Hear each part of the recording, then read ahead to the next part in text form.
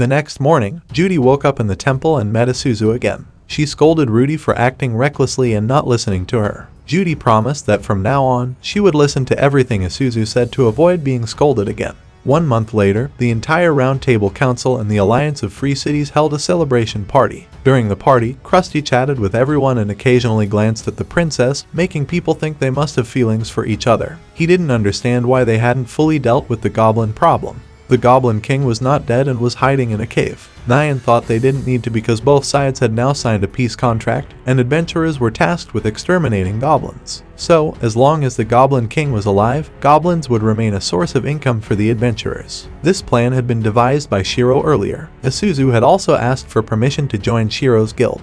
Henry was looking for Shiro but couldn't find him because he was the chief of staff who had to attend the party. After that, she continued to search for Shiro. Shiro was sitting with Akatsuki, working, but when he heard Henry's voice, he handed the work to Akatsuki and left first. As he left, he heard the news about the Demon Festival and immediately departed before the other adventurers. Adventurers were currently boasting about their achievements. Nyan and Sugu knew that death caused memory loss, but this was not told to everyone, only key members of the Roundtable Council knew. At that time, Gyro walked past a girl telling stories to children. He listened to the story. The girl talked about brave warriors stronger than knights with eternal abilities. They helped great humans fight and defeat many strong monsters. Shiro thought the girl was telling a story about adventurers, so he continued walking. Suddenly, the girl reached the part where an adventurer died because he was a great human. The wizards couldn't revive that person, so they sought help from a grand wizard. The Grand Wizard created world-class magic to revive the great human into a hero like them. Shiro realized this story was about how he saved Jinan.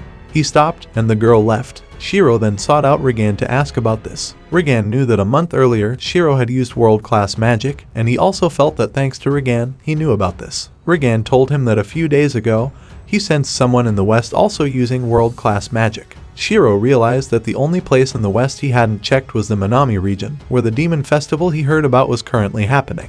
That place was controlled by a guild, and he was informed that this demon festival was similar to the Goblin King event that occurred periodically, and knights were likely involved. After that, he left, and Henry found him and dragged him away. At the party, music was played, but no one dared to start dancing, so Krusty invited the princess to dance. The princess danced while remembering that her grandfather told her that asking adventurers for help was her idea, so she would be responsible for rewarding them. Her grandfather suggested establishing an embassy in the adventurers' city, and she would be the ambassador responsible for maintaining friendship between both parties. Krusty knew what she was thinking, so he told her that when she got there, she could realize her dream of relaxing without worrying about etiquette. The princess was happy but remained cautious because Krusty was a demon who could read her mind. Sira also wanted to be with Nyan but was disappointed because she couldn't join Shiro's guild while still a member of Marie's. Nyan invited her to dance. Minori was looking for Shiro but heard some people speaking ill of him. They thought Shiro forced the princess to go to the battlefield and spread other false stories. Shiro didn't like being at the party, so he entered with Akatsuki. He saw Akatsuki looking pensive, so he told her that being by his side constantly was a great help. Seeing her still hesitant, he invited her to dance because he had seen her practicing dancing recently. Both were not good at dancing, so there was no need to worry about being laughed at. A few days later, the princess came to the adventurer's city. Regarding death-causing memory loss, Shiro only spread it as a rumor to avoid chaos. Autumn was approaching, so Marie had the idea to hold a festival and was confident because she had planned it. Soon after, the festival was approved and everyone started working. Many people made models of the princess to sell. Marie prepared many decorations, and her guild planned to make winter items for sale. Minori planned to invite Shiro to the next festival. Shiro was busy with his work when Henry came to see how he was working because she heard he hadn't left the house for several days. Henry suggested that Shiro take some time to go to the festival with his friends as a member of the Roundtable Council. Shiro promised to arrange his work, so Henry left. Akatsuki then appeared with red bean cakes for Shiro to eat and wanted him to rest for a while. They both went out to eat the cakes, and Shiro felt it had been a long time since he had time to relax. Akatsuki wanted to invite him to the festival but hadn't had the chance to say it when Minori arrived first. Akatsuki and Minori fought over going with Shiro, so he had to think of a way to solve this problem. Minori then went to prepare something when Isuzu came. Minori wanted to be with Shiro in the cake eating contest. If they won, they had a chance to go to the royal party. Minji wanted more people to know Shiro because many misunderstood him and thought he was cunning when he was kind-hearted. Isuzu agreed to help Minori while Akatsuki felt angry because she was competing with a middle school student. Shiro promised to go with her and Minori, so she felt it was like a date. She was confused about what to wear, so she sought help. Henry sensed Akatsuki needed her, so she ran. Akatsuki suddenly felt a chill, so she decided to look for herself. Akatsuki then went to find Rasen and Minji to ask for help in choosing suitable clothes. Akatsuki had nice formal attire. Shiro praised them both for looking beautiful.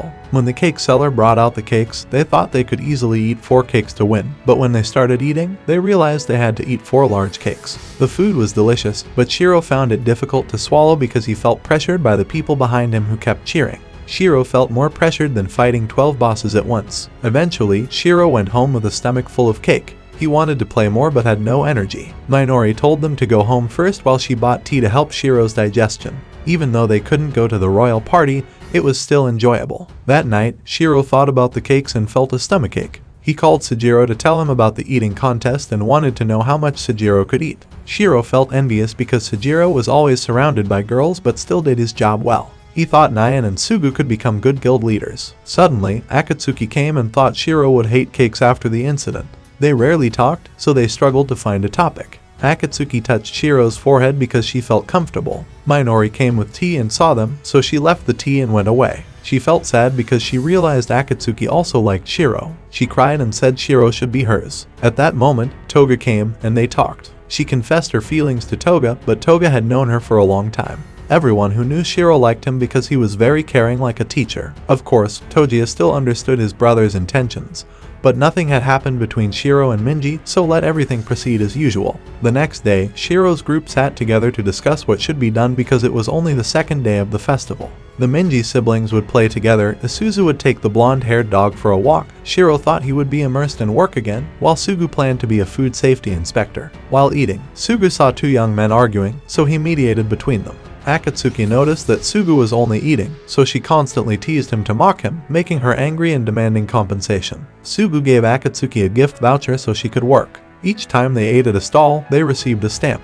After the stamps were full, they received a gift. Sugu then teased Akatsuki again, so she hit him. Akatsuki then saw someone selling souvenirs, so she browsed around. Meanwhile, Minji went to Marie to ask for tickets to the party. She directed Minori to ask for the tickets and pick them up. Marie was hiding in a barrel, saying she was resting, but she was hiding from work and didn't want to be found by Henry. Akatsuki then bought a new hair clip and looked for Shiro to show it off, but he didn't notice and told her to go to Henry because there was work to be done, leaving her to work. Akatsuki got angry and threw the gift she got from the voucher at Shiro. Sugu realized that his voucher had been replaced, so he had an excuse to eat again. Minori then went to Raxen to offer help. Isuzu saw Minji trying to help Shiro regain his reputation because all the good reputations so far had been given to Krusty by Shiro, so he didn't receive any praise at all. Seeing big people arguing with adventurers, Judy came to help resolve the issue. Meanwhile, Henry found Marie exhausted and wanting a bath, so she called Sugu to help carry her things. Marie noticed Sugu, so she quickly took a bath to avoid embarrassment in front of him.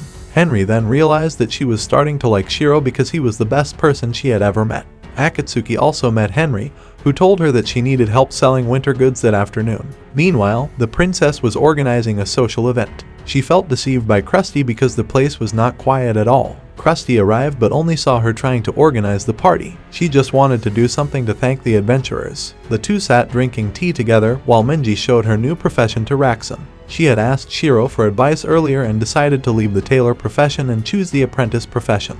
This profession allowed her to copy other people's skills, albeit at a lower level. She believed that with this apprentice profession, she could approach more people and gain a good reputation.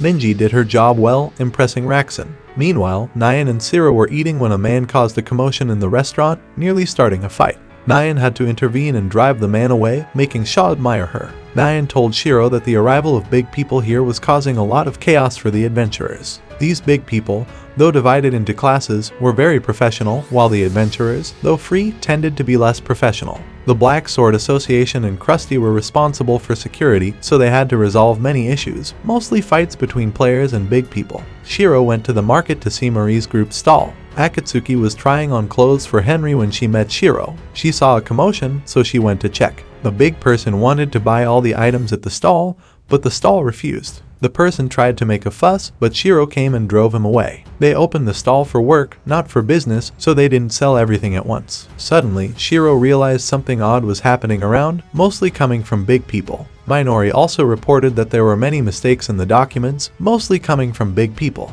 Shiro realized this issue and immediately asked Akatsuki to fetch the reports. He returned to the office to check. According to Shiro, the city was going to be attacked. He knew he had been careless and given the enemy an advantage. At the office, he realized that there had been many disturbances in the past 2 days. The enemy seemed to aim to damage the reputation of the Roundtable Association. The princess heard that a noble from the west had arrived, so she had to welcome him. Members of the Black Sword Association reported to Shiro that the noble from the west had just arrived in the city. He suspected the big people were behind this damage, and based on the scale of the attack, their leader was an important figure. They couldn't stop the festival, so they had to find a way to minimize the losses. Shiro had a way to counterattack, but not with violence as Akatsuki thought. He then called Sugu for help with security because they had to resolve this issue quietly without attracting attention. Ji also went to Raxin to help. Minori continued to work as usual and followed Shiro's instructions. She felt more trusted by Shiro. The problems outside were too many to solve.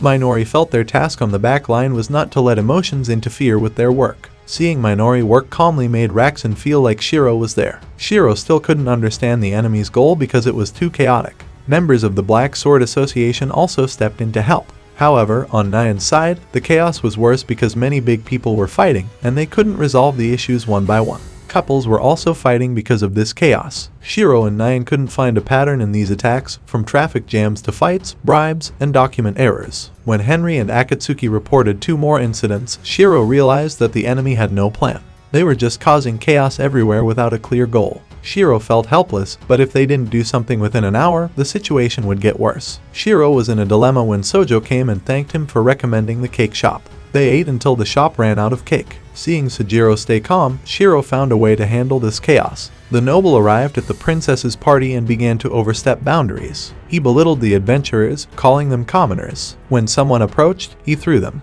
He then touched the princess's hair and disrespected the prepared food. Shiro found a way to handle this problem by borrowing Sojo's team for security. The girls in Sojo's team had strong bonds, so they could work well together and resolve issues gently without causing further problems. This method proved effective because big people surrounded by girls tended not to cause damage. They also easily resolved conflicts between couples. Shiro then received news about the situation at the princess's place and immediately headed there, leaving the camp duties to Nyan. He asked Akatsuki to take care of the stage for the big fireworks. Shiro then went to the rescue. The princess was in trouble because of a marquis. The marquis complained about the goods he sent and had sent a letter to the princess to prepare a warehouse, but the warehouse was not ready. Ninji and Krusty arrived shortly after, and the 3 informed that this mistake was the princess's negligence, so they would take responsibility because the letter was sent to them before reaching the princess. The marquis was surprised because it seemed the letter had never been sent, but he stayed calm to continue his plan. Regarding the goods, Minji had already prepared a warehouse to store everything, so she told him to proceed with the delivery. Krusty indicated that they had discovered Marquis's evil plan, making him feel guilty and leave the place. Zero still needed the princess's help with some things, especially because Marie's group had organized a fashion show where everyone had a chance to perform. The princess and Krusty were the 2 main stars. They allowed the princess to sit in a special chair and let anyone talk to her, giving the princess's fans a chance to approach their idol. However, some people still saw Zero as a villain oppressing the princess. Ninji came looking for Shiro and saw that everything was over, but he was unsure if Marquis was the mastermind behind all of this. Ninji asked Zero if he deliberately made the princess hate him. He admitted it because he needed someone close to the princess and someone to hate. He needed this for his plans. However, he understood that Minori was worried that if people hated him, they would also hate the entire guild. He could handle that, but Minori's concern was about Zero's feelings when he was hated. He had never thought about that before. However, he also thanked Minori for working hard. He used to like acting alone and becoming strong on his own, but now he understood that he needed people around him in the world to showcase his talents. He also saw Minji as someone he wanted to emulate, someone extroverted and friendly with everyone. Akatsuki overheard their conversation and left. She had never understood the meaning of Zero's actions. Even though she was always by Zero's side, she couldn't comprehend the things Minori said that night. Zero then met someone to get information about the western region, but the person he met was the one who told the children in the ice castle about him. He knew the woman was Nua. Nua immediately revealed herself, and according to Zero, she was the guild leader who controlled the entire western region. When the great disaster occurred, she went west and gained support from the nobles there, then used her power to buy the Temple of God, which could control the lives of adventurers, forcing everyone to submit to her guild. She also knew about Zero and that he had performed world magic. However, Zero also knew that she planned to reactivate the intercity teleportation portal. The reason she sought Shiro was to recruit him under her leadership.